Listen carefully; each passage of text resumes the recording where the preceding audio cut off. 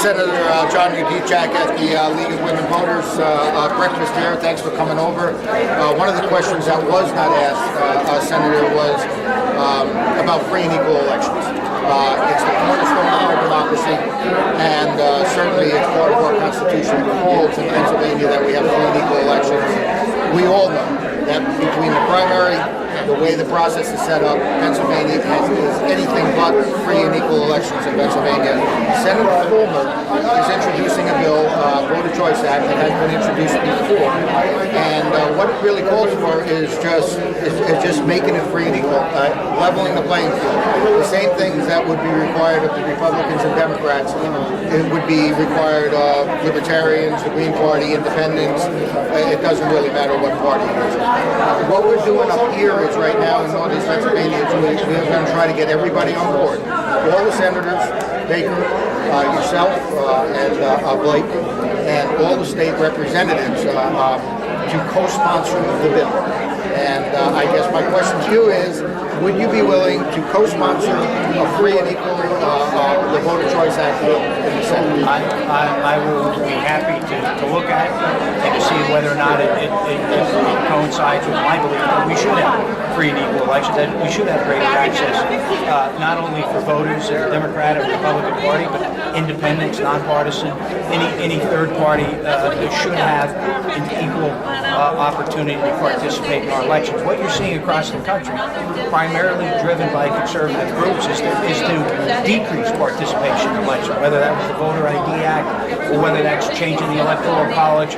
We need to do more in the United States and in Pennsylvania to foster our democracy. It's the best thing about our country. Absolutely. It's why we have the freedoms we enjoy. So I'll be happy. I have not seen the legislation yet, but I'll be happy to review it. And if it lines up with my belief that we should have greater access for third parties, I suspect I'll support it. And so you do believe, so we're on record that for third parties, that it should be an equal playing field.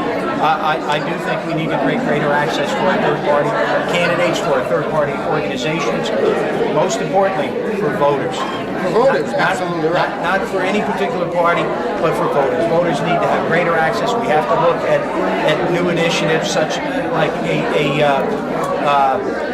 absentee ballot, creating greater opportunities, whether it's for our senior citizens or those that don't work in the communities that they live. We saw it in our presidential elections where polls were closing at 8 and there were lines wrapped around the community or wrapped around the door. That shouldn't happen. We need to create greater access. Just to keep focused on this, though, in the next statewide election, okay, for a Democrat and a Republican to run in a statewide election, they need 2,000 signatures.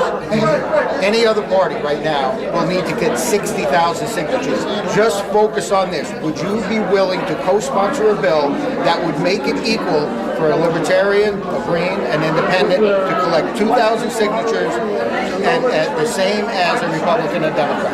Just that issue. It wouldn't be fair for me to sign on to something sight unseen. No, I'm asking you, would you be willing, if that is the only part of the bill? Well, we need to examine why there are those rules today. If we're going to make a dramatic change, I mean, we have to be responsible. You should have to, there should be a standard to meet for everybody. My view is... Should that standard be equal? It should be equal. Okay, so in other words, if the bill only focused on making, getting signatures the same way. Right now we have a closed primary, that's not equal. I mean, if I'm an independent, if I'm a libertarian, I can't even vote. I have to pay for the Democratic Party and the Republican Party. You're already changing the nature of the bill. Let's just stay right with the bill. I don't like moving targets. Let's not take, as I said, what I'm saying to you is the bill. We don't know what it will fully encompass. So I've given you my view that we need to have greater access to elections, whether they're for political parties or whether they're for individual citizens. So I look forward to moving the process forward. I suspect that will go through the state government committee.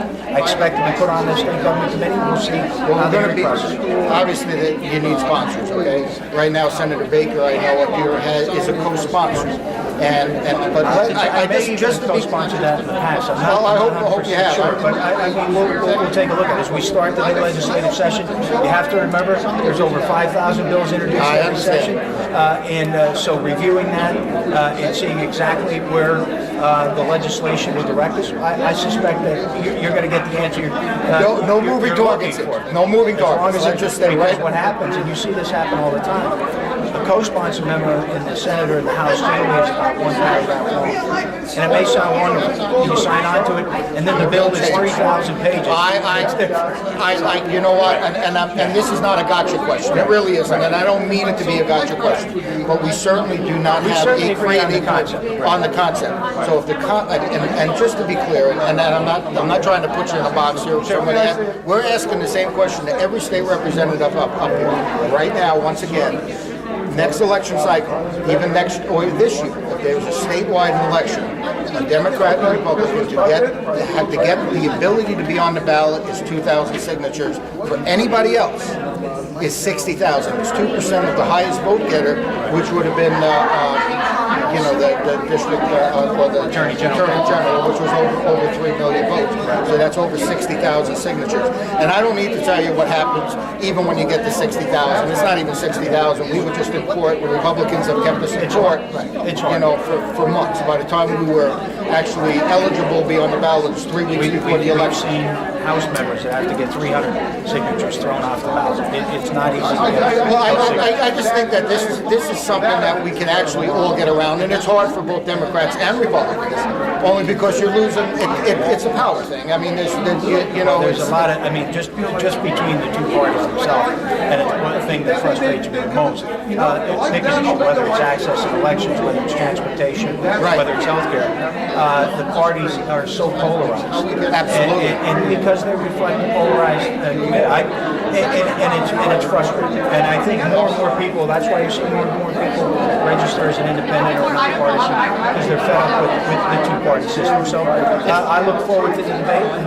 Well, it's funny because on our radio show this morning, we actually talked what is free elections? What do people want? Should we have an election cycle that goes for a week, giving more access to people? Do we have voter ID? Is there anything wrong with voter ID? I certainly, and you certainly brought it up, I look at that sometimes, and it's a way to suppress the vote. We should be encouraging people to vote. As I said before, that was the phrase, no excuse absentee ballot. That anyone, say, listen, I'm not going to physically be able to get to the polls on election day between the hours of 7 and 10, but I want to vote and I want to participate through the absentee ballot. As long as it's safe, secure, and that vote, and we could ensure no voter fraud, folks should be able to cast their right to vote. They should be able to exercise that. It's the cornerstone of our democracy. Appreciate it. Thank you.